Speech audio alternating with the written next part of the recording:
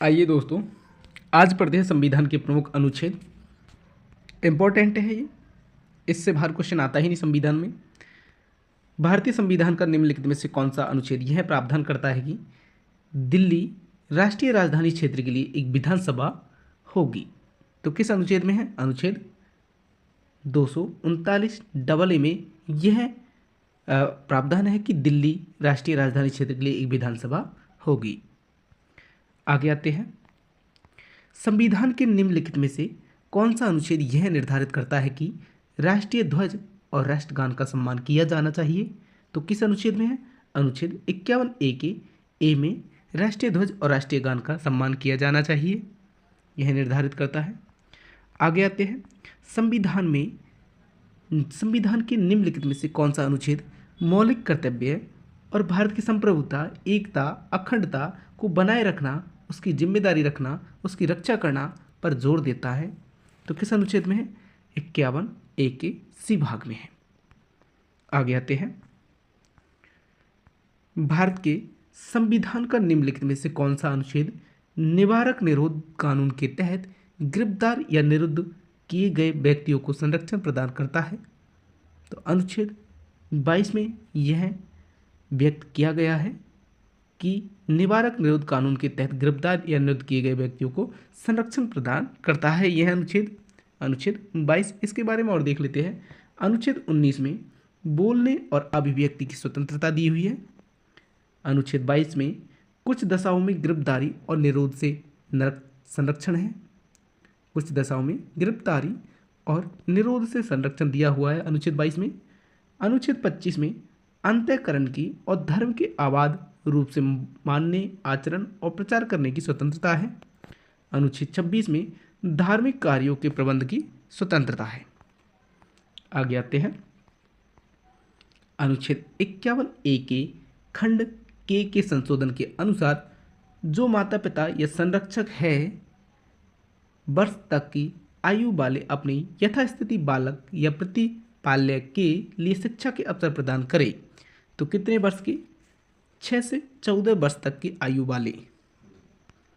आगे आते हैं, देखिए, सरदार स्वर्ण सिंह समिति की सिफारिश पर 46वें संविधान संशोधन अधिनियम 1976 के द्वारा संविधान के अनुच्छेद 51 के 10 मौलिक कर्तव्य जोड़े गए थे। 51 के में 10 मौलिक कर्तव्य जोड़े गए थे। 86वें संविधान संशोधन अधिनियम 2002 के द्वारा 11वां मौलिक कर्तव्य 51 ए के खंड को जोड़ा गया था, जिसमें यह उल्लिखित किया गया है कि 6 से 14 वर्ष के बच्चों को उनके माता पिता या अभिभावक अपने बच्चों को शिक्षा के अवसर उपलब्ध कराएंगे। आगे आते हैं, भारतीय संविधान का इनमें से कौन सा अनुच्छेद लोक नियोजन के मामले में अवसर की समता की गारंटी देता है? तो काफ़ी बार पूछा गया क्वेश्चन है ये। अनुच्छेद 16 लोक नियोजन में समता की गारंटी देता है। लोक नियोजन में समता की गारंटी देता है ये अनुच्छेद 16। देखिए, इसके बारे में भारतीय संविधान के भाग 3 के अनुच्छेद 16 में सार्वजनिक पदों पर अवसर की समानता से संबंधित प्रावधान किए गए हैं।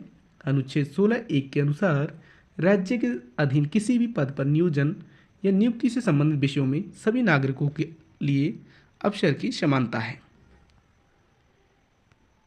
क्वेश्चन नंबर 121, भारतीय संविधान के किस अनुच्छेद के अनुसार जनसंख्या गणना संघ का विषय है? तो यह अनुच्छेद 246 के अनुसार जनसंख्या गणना संघ का विषय है। देखिए, संविधान के अनुच्छेद 246 में 7वीं अनुसूची संघ, राज्य और समवर्ती सूचियों में 3 सूचियों का उल्लेख करती है। 7वीं अनुसूची संघ सूची में 100 विषय, राज्य सूची में 61 विषय और समवर्ती सूची में 52 विषयों को शामिल किया गया है। ज्ञातव्य है कि रक्षा, विदेशी मामले, रेलवे, बीमा, जनसंख्या गणना, चुनाव आदि संघ सूची के विषय है। भारत के संविधान के अनुच्छेद 164 में उल्लेखित है कि मुख्यमंत्री की नियुक्ति राज्यपाल द्वारा की जाएगी। मुख्यमंत्री की नियुक्ति राज्यपाल द्वारा की जाएगी। यह किस अनुच्छेद में है? अनुच्छेद 164 में। भारतीय संविधान के अनुच्छेद 164 के खंड 1 के अनुसार मुख्यमंत्री की नियुक्ति राज्यपाल द्वारा की जाएगी और अन्य मंत्रियों की नियुक्ति राज्यपाल द्वारा मुख्यमंत्री की सलाह पर की जाएगी। क्वेश्चन नंबर 123, भारत के संविधान के निम्नलिखित में से किस अनुच्छेद में अस्पृश्यता उन्मूलन का उल्लेख है? तो किस में है? अनुच्छेद 17 में। अनुच्छेद 17 में अस्पृश्यता उन्मूलन का उल्लेख है। आगे आते हैं, भारतीय संविधान का कौन सा अनुच्छेद महाराष्ट्र और गुजरात राज्यों के संदर्भ में विशेष उपबंध से संबंधित है? महाराष्ट्र और गुजरात राज्यों के संदर्भ में अनुच्छेद 371 उपबंध रखता है, विशेष उपबंध रखता है। देखिए, अनुच्छेद 371 में महाराष्ट्र और गुजरात राज्य के संबंध में विशेष उपबंध है।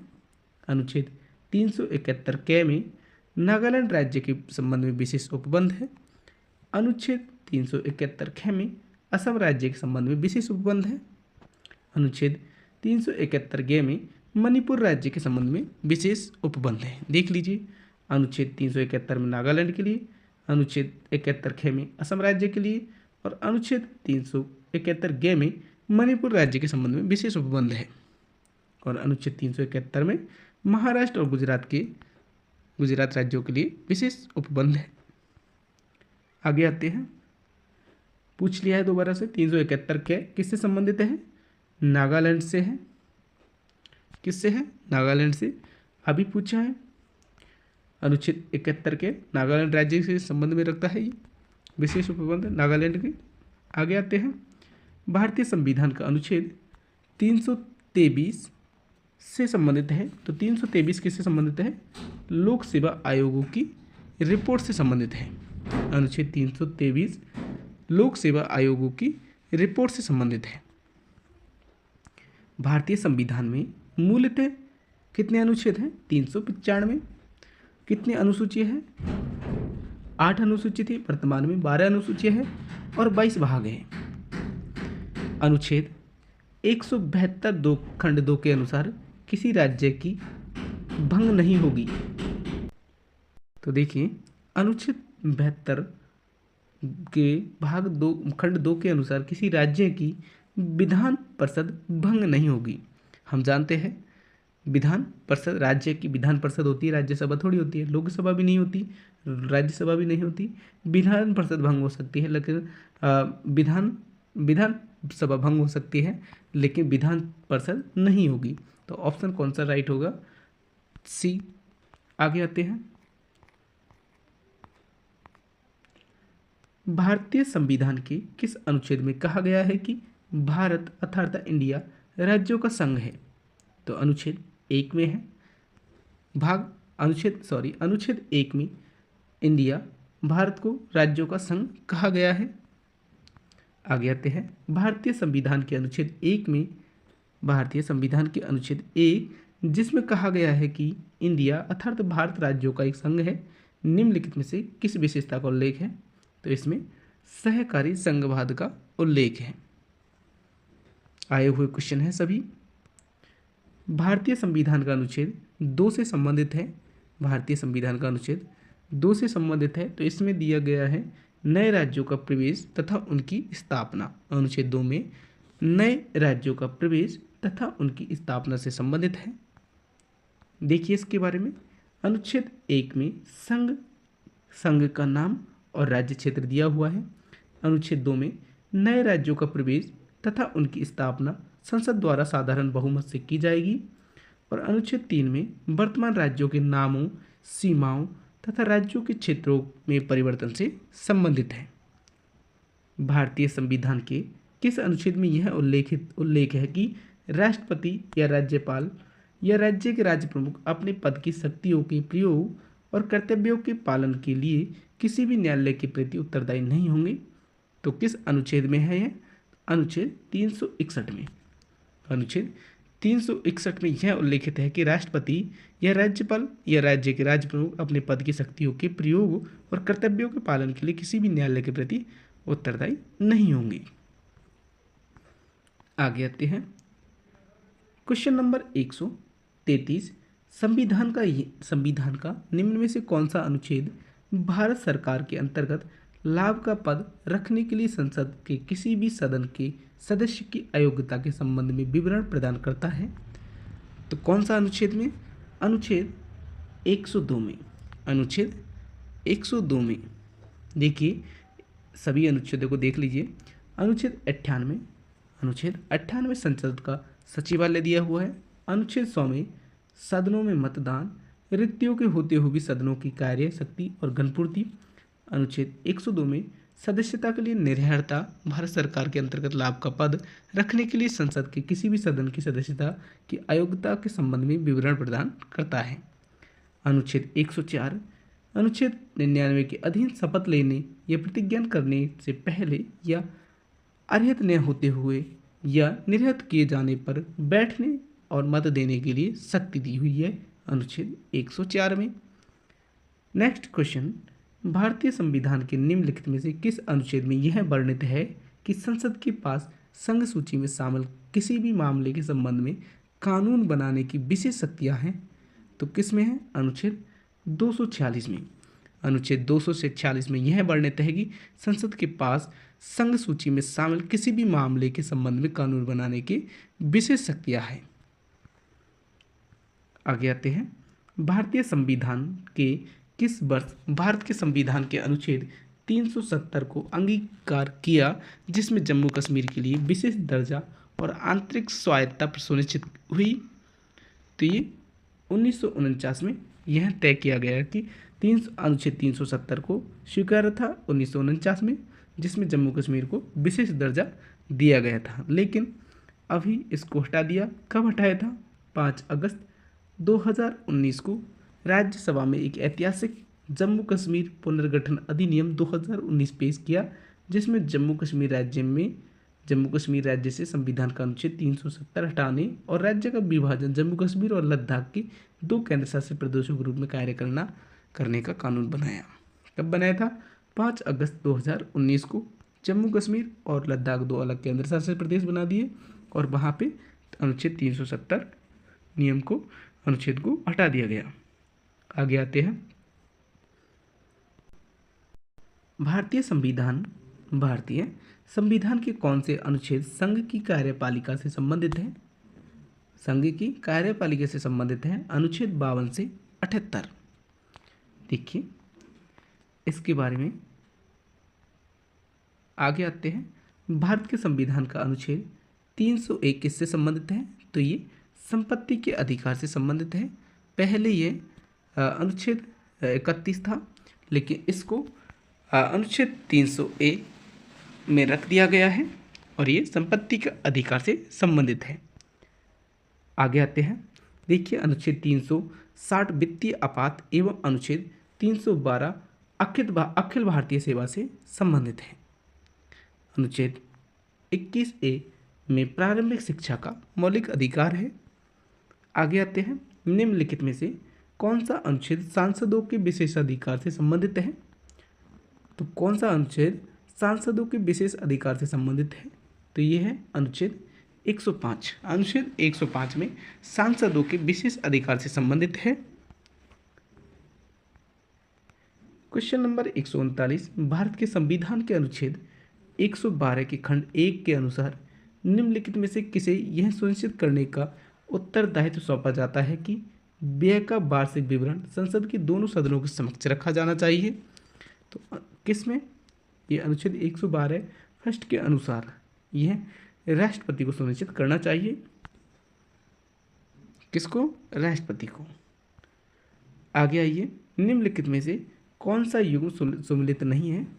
तो देखिए अनुच्छेद 79 में राज्यसभा का अनुच्छेद 79 में संसद का वर्णन है। किसका? संसद का वर्णन है। अनुच्छेद 114 में विनियोग विधेयक का वर्णन है और अनुच्छेद 280 में वित्त आयोग है, इंपॉर्टेंट है। अनुच्छेद 312 में अखिल भारतीय सेवाओं से संबंधित है। आगे आते हैं, भारतीय संविधान का कौन सा अनुच्छेद धन विधेयक की परिभाषा से संबंधित है? तो धन विधेयक की परिभाषा से संबंधित है अनुच्छेद 110। अनुच्छेद 110 में धन विधेयक को परिभाषित किया गया है। आगे आते हैं, भारतीय संविधान का निम्नलिखित में से कौन सा अनुच्छेद हमें धन विधेयक का विवरण देता है? धन विधेयक का अभी आपने देखा अनुच्छेद 110। निम्नलिखित में से कौन सा अनुच्छेद भारत के जम्मू और कश्मीर राज्य से संबंधित है? तो ये 2009 में पूछा गया क्वेश्चन था, इस वजह से 370 माना गया है। अभी इसको 2019 में हटा दिया गया है और यह 35 भाग अनुच्छेद 35A में वर्णित जम्मू कश्मीर राज्य में विशेष दर्जे को समाप्त कर दिया गया है। ये दोनों को 370 और 35A को हटा दिया गया है। हाल ही में हटाए गए अनुच्छेद 370 भारत के किस राज्य से संबंधित है? तो 2020 में पूछा क्वेश्चन है, तो यह कश्मीर के बारे में है। जम्मू कश्मीर को हटा दिया गया, ये लद्दाख और जम्मू कश्मीर 2 केंद्र शासित प्रदेश बना दिए गए। आगे आते हैं, भारतीय संविधान के अनुच्छेद 112 में 112 के अनुसार वर्ष का केंद्रीय बजट, जिसे वार्षिक वित्तीय विवरण भी कहा जाता है, उस वर्ष विशेष हेतु सरकार की अनुमानित प्राप्तियां और व्यय का विवरण दिया गया है 112 में। आगे आते हैं, इसके बारे में देख लिए। अनुच्छेद 108 में संयुक्त बैठक बोले तो राज्यसभा और लोकसभा का प्रावधान है। संयुक्त बैठक का 108 में इंपॉर्टेंट है, राज्यसभा और लोकसभा का संयुक्त बैठक है 108 में। अनुच्छेद 110 में धन विधेयक की परिभाषा है और अनुच्छेद 98 संसद के प्रत्येक सदन का पृथक सचिवालय एक कर्मचारी होंगे। आगे आते हैं, भारत के संविधान का निम्नलिखित में से कौन सा अनुच्छेद संसद के दोनों सदनों की संयुक्त बैठक के लिए प्रावधान है? तो कौन सा अनुच्छेद है? अभी आपने देखा अनुच्छेद 108 राज्यसभा और लोकसभा की संयुक्त बैठक का प्रावधान है अनुच्छेद 108 में। नेक्स्ट क्वेश्चन पे आते हैं, 147वां क्वेश्चन। भारत के संविधान का अनुच्छेद अनुसूचित क्षेत्रों और अनुसूचित जनजाति के प्रशासन और नियंत्रण से संबंधित प्रावधानों का उल्लेख करता है। तो यह है अनुच्छेद 244 के खंड 1 में अनुसूचित क्षेत्रों और अनुसूचित जनजातियों के प्रशासन और नियंत्रण से संबंधित है ये प्रावधान। आगे आते हैं, भारत के संविधान के किस अनुच्छेद में लोकसभा में अनुसूचित जाति और अनुसूचित जनजाति के लिए सीटों के आरक्षण का प्रावधान है? तो किस अनुच्छेद में है? अनुच्छेद 330 में। अनुच्छेद 330 में लोकसभा में अनुसूचित जाति और अनुसूचित जनजाति के लिए सीटों का आरक्षण का प्रावधान है। पूछा जाता है ये क्वेश्चन काफी बार। आगे आते हैं, अनुसूचित जाति और अनुसूचित जनजाति के लिए निम्न में से किस अनुच्छेद के अंतर्गत लोकसभा में सीटों का आरक्षण प्रावधान किया गया है? तो अभी पूछा हुआ क्वेश्चन रिपीटेड हो गया है अनुच्छेद 330 में। आगे पढ़ते हैं हम प्रस्तावना के बारे में।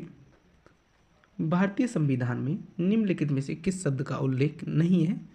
तो दोस्तों इसको पढ़ेंगे हम कल, अभी फिलहाल हम अनुच्छेद के बारे में पढ़ चुके हैं। और प्रस्तावना के बारे में देखते हैं तो थोड़ा सा देख लेना। देखिए, भारतीय संविधान में निम्नलिखित में से किस शब्द का उल्लेख नहीं है? तो ये संघवाद का उल्लेख नहीं है, ये धर्मनिरपेक्ष का है, गणतंत्र का है, समाजवादी का है, जबकि संघवाद का उल्लेख नहीं है। भारतीय संविधान की प्रस्तावना में बंधुता किसी व्यक्ति की गरिमा को सुनिश्चित करता है। आगे आते हैं, संविधान सभा में उद्देशिका को निम्न में से किसने प्रस्तुत किया था? तो उद्देशिका को जवाहरलाल नेहरू ने 13 दिसंबर 1946 को प्रस्तुत किया था। भारतीय संविधान की प्रस्तावना में निम्नलिखित में से किन महान आदर्शों का उल्लेख है? तो ये किन महान उल्लेखों का आदर्श है? देखिए,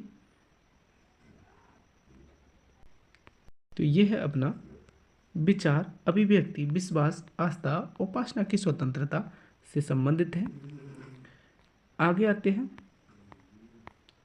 निम्नलिखित में से कौन सा शब्द भारत के संविधान की प्रस्तावना में गणराज्य शब्द से पहले नहीं आता है? तो कौन सा नहीं आता? संघीय नहीं आता है, जबकि समाजवादी, संप्रभु, लोकतांत्रिक आते हैं।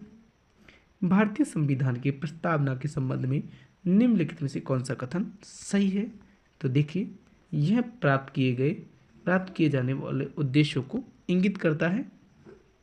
प्रस्तावना, निम्नलिखित में से कौन सा शब्द भारत के संविधान की प्रस्तावना में उल्लेखित नहीं है? तो कौन सा नहीं है? समतावाद नहीं है। आपको एक बार प्रस्तावना अच्छे से देख लेनी होगी। आगे आते हैं। भारतीय संविधान की प्रस्तावना में निम्नलिखित में से न्याय को किस रूप में स्वीकार किया गया है? तो न्याय को राजनीतिक न्याय, सामाजिक न्याय, आर्थिक न्याय, ये तीनों ही न्यायों के रूप में स्वीकार किया गया है प्रस्तावना में। आगे आते हैं। भारतीय संविधान की प्रस्तावना में 3 प्रकार के न्याय का उल्लेख है, इनमें से कौन सा शामिल नहीं है? तो सांस्कृतिक न्याय ये शामिल नहीं है। आगे आते हैं सिटीजनशिप, नागरिकता। भारत में नागरिकता अधिनियम किस वर्ष पारित किया गया था? तो ये 1955 में पास किया गया था भारत में नागरिकता अधिनियम।